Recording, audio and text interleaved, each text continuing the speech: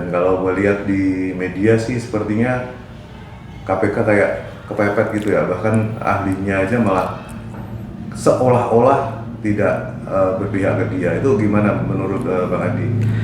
Ya, dinamika persidangan memang menuntut seorang ahli itu menjawab semua pertanyaan gitu ya.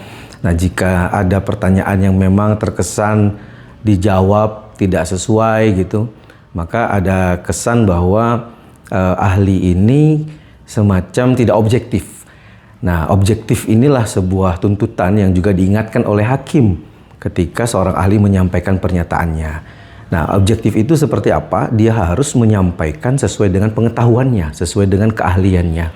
Nah, ketika dia menjawab itu terkesan gitu ya, memaksakan dan tidak sesuai dengan keahliannya, disitulah mungkin akhirnya awam bisa menilai, oh dia ini kok sudah tidak objektif gitu ya, bahkan terkesan terpojok begitu, karena pertanyaan-pertanyaan yang akan disampaikan dan muncul di dalam persidangan itu bisa jadi sesuatu yang tidak diperkirakan oleh seorang ahli.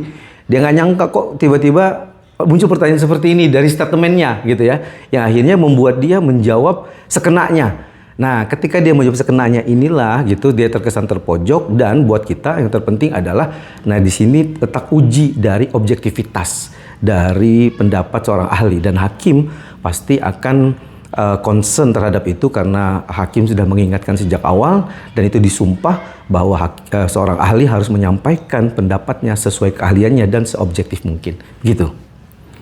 Oke, Bang Adi, satu lagi kemarin nggak ngerti ya, gue nih sih nonton sebagai awam, gue cuma melihat kok ada yang ahli yang cuma jawabnya ya itu memang boleh apa memang harus ada kompetensi tertentu sih gitu?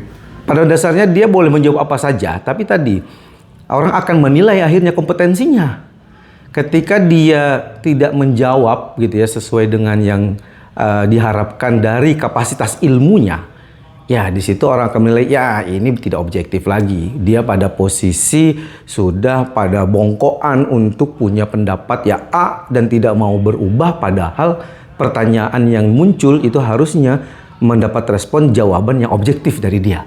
Nah, saya kira ini adalah sesuatu yang tidak boleh dilakukan oleh seorang ahli di persidangan dan tentu akan menurunkan grade objektivitasnya, dan tentu orang akan bertanya pada kapasitas keahlian dia. Oke, terima kasih Bang Andi. Sip.